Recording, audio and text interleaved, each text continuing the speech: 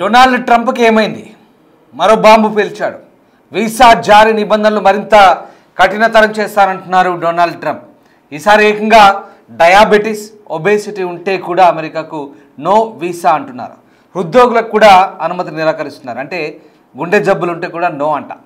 ఎంబసీలకు ఈ మేరకు అమెరికా సర్కార్ ఆదేశాలు పంపించినట్టుగా తెలుస్తుంది. ఇటీవల వీసా నిబంధనలు కఠినతరం చేసింది ట్రంప్ సర్కార్. H1B వీసా ఫీజు $1,00,000 పెంచారు. దీంతో ట్రంప్ తీరుపై ఇప్పటికే నిరసనలు వెలువెత్తున్నాయి. అమెరికాకు వలసలను నిలువరించడమే టార్గెట్గా ట్రంప్ వరుస చర్యలు కొనసాగుతున్నాయి. ఇటీవల న్యూయార్క్లో ట్రంప్కు ఎదురుదెబ్బ తగిలింది. మేయర్ పదవిని డెమోక్రాట్లు చేజిక్కించుకున్నారు. అయినా డొనాల్డ్ ట్రంప్ వెనక్కి తగ్గట్లేదు. చాలా దారుణం. డయాబెటీస్, ఒబేసిటీ, హృద్రోగులు అంటే గుండె జబ్బులున్న వాళ్ళు, వీళ్ళకు కూడా ట్రంప్ వీసా ఇవ్వడం చెప్తున్నారు. అసలు ఈ ట్రంప్కి ఏమైంది? ఇప్పుడు నేను చెప్పింది మీకు అర్థమైందా? ఎందుకు ఇలా ట్రంప్ మరీ ఇంతలా టెంపర్తనాన్ని చూపిస్తున్నారు? అర్థం కాని పరిస్థితి. ఇది మరీ దారుణం. డయాబెటీస్, ఒబేసిటీ, హృద్రోగులకు వీసా ఇవ్వకపోవడం అనేది మరి ఒక దారుణమైన నిబంధనగా చెప్తున్నారు. అసలు అమెరికా పాలనా యంత్రాంగం ఎందుకు ఇలాంటి కొన్ని దండగమాలిన నిర్ణయాలు తీసుకుంటుందో కూడా అర్థం కాని పరిస్థితి. మరి దారుణంగా, చాలా కఠినంగా వ్యవహరిస్తున్నారనే కోణంలో కూడా ప్రస్తుతం ఈ చర్చ కొనసాగుతోంది. అధికారంలోకి వచ్చిన నాటి నుంచి వలసదారులపై కఠిన నిబంధనలు అమలు చేస్తున్న అమెరికా అధ్యక్షుడు ట్రంప్ మరోసారి కొత్త రూల్ తీసుకొచ్చారు. డయాబెటీస్, ఒబేసిటీ వంటి దీర్ఘకాలిక వ్యాధులతో బాధపడే వారికి వీసాలను తిరస్కరించాలని కొత్త నిబంధనలు రూపొందించారు. ఈ మేరకు అమెరికన్ ఎంబసీలు, కాన్సులేట్ కార్యాలయాలకు అగ్రరాజ్య విదేశాంగ శాఖ తాజా మార్గదర్శకాలు జారీ చేసినట్లుగా ఇంటర్నేషనల్ మీడియా సోర్సెస్ చెప్తున్నాయి. కాన్సులర్ ఆఫీసులకి ఈ సర్క్యులర్స్ ఆల్రెడీ వెళ్ళినట్టుగా చెప్తున్నారు. సాధారణంగా అమెరికా వీసా కోసం దరఖాస్తు చేసుకునే వారి ఆరోగ్య స్థితిని ఇమిగ్రేషన్ అధికారులు పరిశీలిస్తారు. టీబీ వంటి అంటువ్యాధులు ఉన్నాయో లేదో స్క్రీనింగ్ చేస్తారు. ఈ నిబంధనలు తాజాగా సవరించారు. మరిన్ని వ్యాధులని జాబితాలు చేస్తూ మార్గదర్శకాలు రూపొందించారంటే ఇకపై వీసా కోసం దరఖాస్తు చేసుకున్న వలసదారులు మెడికల్ హిస్టరీపై అధికారులు మరింత దృష్టి పెట్టబోతున్నారు. వారు దీర్ఘకాలిక వ్యాధులతో బాధపడుతున్నారా, వారిని అమెరికాలోకి అనుమతిస్తే ప్రభుత్వ ఖజానాపై అదనపు భారం పడబోతుందా అనే అంశాలను పరిగణలోకి తీసుకొని వీసా జారీపై నిర్ణయం తీసుకున్నట్టు తెలుస్తుంది. ప్రభుత్వ వనరులపై అదనపు భారం పడే అవకాశాలున్న దరఖాస్తుదారులను అమెరికాలోకి రానివ్వకుండా వీసాను తిరస్కరించేలా నిబంధనలు కఠినతరం చేసినట్టుగా తెలుస్తుంది. దరఖాస్తుదారుల ఆరోగ్యాన్ని ఖచ్చితంగా పరిగణలోకి తీసుకోవాల్సి ఉంటుంది. హృద్రోగ సమస్యలు, శ్వాస సంబంధిత సమస్యలు, క్యాన్సర్, డయాబెటీస్, జీవక్రియ, నాడీ సంబంధిత వ్యాధులు, మానసిక ఆరోగ్య సమస్యలతో బాధపడే వారిని సంరక్షించాలంటే $1,00,000 ఖర్చు చేయాల్సి ఉంటుంది. ఇక ఒబేసిటీ కారణంగా asthma, sleep apnea, high BP వంటి సమస్యలు ఎదురవుతాయి. ఇలాంటి వ్యాధిగ్రస్తులకు సుదీర్ఘ వైద్య సంరక్షణ అవసరం. ఆర్థిక భారం కూడా ఎక్కువే. అందుకే వలసదారుల ఆరోగ్య పరిస్థితిని అంచనా వేసి వారు ప్రభుత్వ వనరులపై ఆధారపడతారో లేదో గుర్తించాలి. ఒకవేళ అలాంటి వారైతే అమెరికాలో ప్రవేశాన్ని తిరస్కరించాలి అంటూ ఆ మార్గదర్శకాల్లో వెల్లడించారు. అంతేకాదు, ఒకవేళ వలసదారులు అమెరికా ప్రభుత్వ సహాయం లేకుండా వైద్య చికిత్సలను సొంతంగా భరించగలరా లేదా అన్నది కూడా నిర్ధారించుకోవాలని వీసా అధికారులను ఆదేశించారు. ఇక కుటుంబ సభ్యుల ఆరోగ్యాన్ని కూడా పరిశీలించాలని స్పష్టం చేశారు. అయితే ఈ వార్తలపై అమెరికా విదేశాంగ శాఖ స్పందించలేదు. దీంతో ఈ రూల్స్ అమల్లోకి వచ్చాయా లేదా అన్నది మాత్రం ఇంకా క్లారిటీ రాలేదు.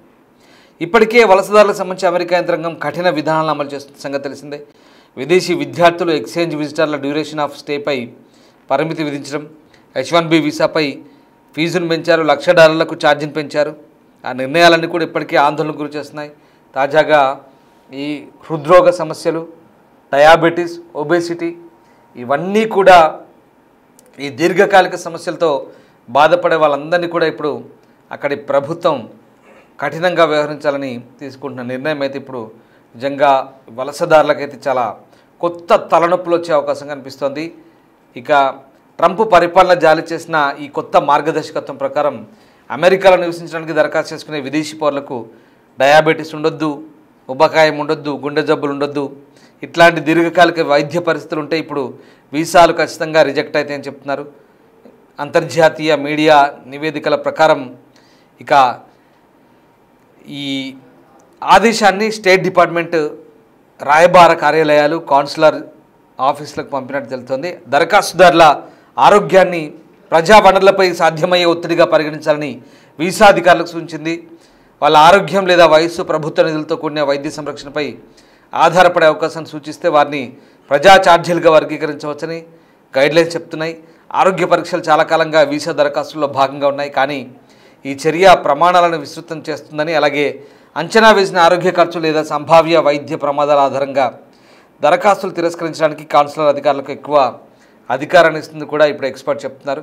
సో ఈ ఉత్తర్వులు ఏవైతే ఉన్నాయో అక్కడి పరిపాలన యొక్క వలసల కఠిన చర్యల్లో భాగంగా చెప్తున్నారు. ఇటీవల సంవత్సరాల్లో వైట్ హౌస్ ఈ డిపోర్టేషన్ ఎక్కువ చేసింది, బహిష్కరణలు ఎక్కువ చేసింది, అలాగే శరణార్థుల ప్రవేశాలను పరిమితం చేసింది, అనేక వీసా మార్గాలను ప్రవేశ పరిస్థితులను కఠినం చేశారు. దరఖాస్తుదారుడి ఆరోగ్యాన్ని పరిగణలోకి తీసుకోవాలంటూ అక్కడి రూల్స్ చెప్తున్నాయి. కొన్ని వైద్య పరిస్థితులు, హృదయ సంబంధ వ్యాధులు, శ్వాసకోశ వ్యాధులు, క్యాన్సర్లు, మధుమేహం, జీవక్రియ వ్యాధులు, నాడీ సంబంధ వ్యాధులు, అలాగే మెంటల్ కండిషన్, మానసిక ఆరోగ్య పరిస్థితులు సహా లక్షలాది డాలర్ల విలువైన సంరక్షణ అవసరం కావచ్చు. కాబట్టి ఈ ఆదేశం ఉబ్బసం, అలాగే అధిక రక్తపోటు అంటే బీపీ ఉన్న వాళ్ళకు కూడా ఆ ఉబ్బసం ఏమవుతుంది, బీపీకి దారితీస్తుంది, అలాగే ఉబ్బకాయాన్ని కూడా పెంచుతుంది. ఇవన్నీ కూడా వైద్య ఖర్చులను పెంచుతుందని చెప్తున్నారు. సో దరఖాస్తుదారులు స్వయంగా వైద్య చికిత్సను భరించగలరా లేదా అనేది కూడా నిర్ణయించుకోవాలని వీసా అధికారులకు సూచిస్తున్నట్టు తెలుస్తుంది. ప్రజా నగదు సహాయం లేదా ప్రభుత్వ ఖర్చుతో దీర్ఘకాలిక అక్కడ ఉండే వాళ్ళ కోసం దరఖాస్తుదారులు తన మొత్తం అంచనా జీవితకాలంలో అటువంటి సంరక్షణ ఖర్చులను భరించడానికి తగిన ఆర్థిక వనరులు ఉన్నాయా లేదా అనేది అక్కడ వాళ్ళు అడుగుతారు. సో పిల్లలు, అలాగే కొంత వృద్ధులు ఉన్నటువంటి తల్లిదండ్రులతో సహా ఆధారపడ్డ వారి ఆరోగ్యాన్ని సమీక్షించాలని, వారి సంరక్షణ అవసరాలను దరఖాస్తుదారు ఉద్యోగంలో ఉండే సామర్థ్యాన్ని ఖచ్చితంగా ప్రభావితం చేస్తాయో అంచనా వేయాలని కూడా ఆ గైడ్లైన్స్ చెప్తున్నాయి. సో రకంగా ఇప్పటికే ఉన్న పరిమితులైతే ఈ వలస వీసాల కోసం ఆరోగ్య పరీక్షల చర్యలను పెంచడంతో పాటు ట్రంప్ పరిపాలన తాత్కాలిక వీసాల వర్గాలపై కఠినమైన పరిమితులున్నాయి. ఆగస్టు 2025లో విదేశీ విద్యార్థులు, మార్పిడి సందర్శకులు, అయితే ఎక్స్చేంజ్ ప్రోగ్రాంలో వచ్చే వాళ్ళంతా కూడా విదేశీ మీడియా ప్రతినిధుల వారి వీసాల కింద యుఎస్లో ఉండే అక్కడ గడిపేందుకు ఉండే వ్యవధిని చాలా పరిమితం చేశారు. ఈ రూల్ ఏదైతే ఉందో విద్యార్థి వీసా హోల్డర్లపై చాలా ఇంపాక్ట్ చూపిస్తుంది. వారి ప్రోగ్రామ్ ఎక్స్చేంజ్ ఏదైతే ఉందో 4 సంవత్సరాలు మించకుండా పరిమితం చేస్తుంది. అలాగే యుఎస్ పౌరసత్వం, అలాగే ఇమ్మిగ్రేషన్ సర్వీసెస్ ద్వారా అధికారిక పొడిగింపులను మళ్ళీ చేసుకోవాల్సిన పరిస్థితి కనబడుతుంది. సో ఆ రకంగా తాత్కాలిక వర్క్ వీసాలు కూడా కుదించారు.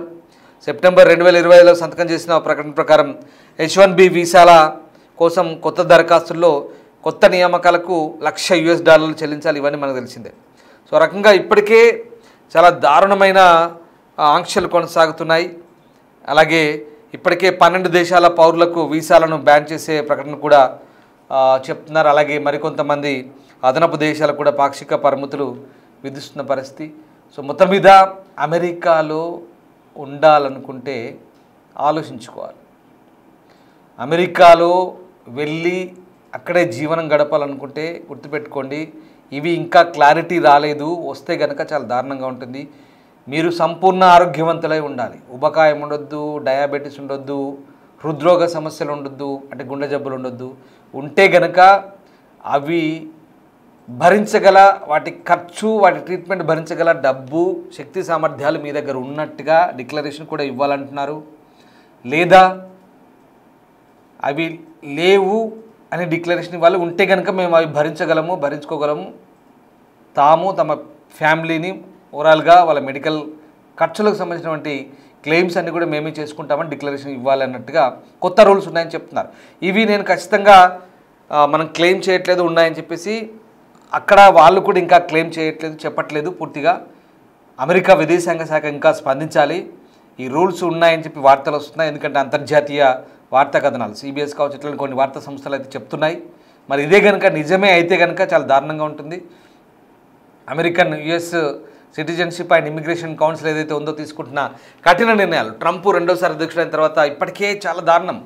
మీకు తెలిసింది $1,00,000 ఫీజు ఇవన్నీ కుదించడము, సిపిటి ఇవన్నీ కుదించడము, ఇవన్నీ కూడా చాలా కఠినం చేశాడు. కొన్ని నిబంధనలు ఉంటాయి వాస్తవానికి. వీసా లేదా మెడికల్ చెకప్స్ ఉంటాయి, దీర్ఘకాలిక వ్యాధులు, క్యాన్సర్లు లేదా ఇంకా రకరకాల అంటువ్యాధులు ఇట్లాంటివి ఉంటే కొంత రిజెక్ట్ అవుతారు, అది వాస్తవమే. కానీ మరీ ఉబకాయము ఏ అంటువ్యాధి కాదే, లేదా గుండె జబ్బు అదేం అంటువ్యాధి కాదే, డయాబెటీస్, ఇట్లాంటి వాటి విషయంలో కూడా చాలా దారుణంగా వివరిస్తున్నారు. ఇవన్నీ కూడా అంటే అక్కడికి వచ్చి అక్కడ సిటిజన్షిప్ తీసుకుంటే అక్కడి ప్రభుత్వ ఖర్చుతో వైద్యం భరించాలి కాబట్టి వాళ్ళకు కూడా భారమే. మీకు ఒక విషయం తెలుసా, ఇప్పటికే అమెరికా షట్ డౌన్ అయింది. అమెరికా చరిత్రలోనే ఫస్ట్ టైం గతంలో 36 రోజులు షట్ డౌన్ ఉండే, అదే రికార్డు ఇప్పుడు ఆ రికార్డును బద్దలు కొట్టింది. ఇప్పుడు 37 రోజులు దాటబోతుంది, 37 రోజులు దాటింది ఆల్రెడీ. సో ఇప్పటికే అక్కడి ప్రభుత్వ యంత్రాంగం అంతా చతికిలబడిపోయింది. ఫ్లైట్లు కూడా ఎక్కడెక్కడ ఆగిపోతున్నాయి, రద్దవుతున్నాయి, నడవట్లేదు. ఏటీసీ సెంటర్లో ఏవియేషన్ సిబ్బంది అంతా ఉద్యోగాలు మానేసుకొని ఇళ్లలో కూర్చుకుంటున్నారు, డెలివరీ బాయ్స్ పనిచేస్తున్నారు. ప్రభుత్వ ఉద్యోగాలు లేవు అక్కడ. యంత్రాంగం అంతా పూర్తిగా నిస్తేజంలో ఉండిపోయింది, పూర్తిగా జీతాలు లేవు ప్రభుత్వ ఉద్యోగులకు. మెడికల్ ఎమర్జెన్సీ సర్వీసెస్ మాత్రమే కొన్ని నడుస్తున్నాయి. పైగా ఇప్పుడున్న పరిస్థితుల్లో వాళ్ళకి ఖర్చులు భరించడం చాలా కష్టం. అమెరికా షట్ డౌన్లో ఉంది అంటే ఇది తాత్కాలికమే కావచ్చు, భవిష్యత్తులో ఉంటుందా ఉండదు. కానీ అయినప్పటికీ కూడా అమెరికాలో ఉండాలనుకుంటే కనుక ఖచ్చితంగా అక్కడి ప్రభుత్వానికి భారం కాకూడదని వాళ్ళు తీసుకుంటే నిర్ణయం వాళ్ళ కోణంలో సరైంది, ఇది కాదనలేదు. కానీ వలసదారులకు మాత్రం చాలా ఇబ్బందికరమైన పరిస్థితులు ఉంటాయి. సో ఒకటి మాత్రం నిజం, ఇక్కడి నుంచి అమెరికాకు వెళ్ళాలంటే అన్ని రకాలుగా నిబంధనలైనా ఖచ్చితంగా పాటించాలి, లేదా అమెరికాలో ఉండాలి, అమెరికాలోనే జీవనం సాగించాలంటే కనుక అక్కడి పౌరసత్వం తీసుకొని ఉండాలనుకుంటే కనుక వాళ్ళ నిబంధనలు పాటించడం ఒకటి మాత్రం సరిపోదు, దానికి తగ్గట్టుగా హెల్త్ కండిషన్స్ కూడా ఉండాలి. ఒకవేళ ఏమైనా సమస్యలు ఉన్నా అన్ని రకాలుగా మేము భరించుకుంటామని కూడా డిక్లరేషన్ ఇవ్వాల్సి వస్తుందేమో బహుశా, ఇంకా అది క్లారిటీ రాలేదు. ఇదే కనుక జరిగితే అమెరికాలో ఉండాలనుకుంటే డబ్బు ఉండాలి, నిబంధనలు పాటించాలి, అన్ని విధాలుగా అక్కడి ప్రభుత్వం చెప్పిన మాటలు వింటూ వాళ్ళ చెప్పు చేతల్లో ఉంటేనే అమెరికాలో ఉండడానికి ముందు మార్గాలు సుగమంగా ఉంటాయి.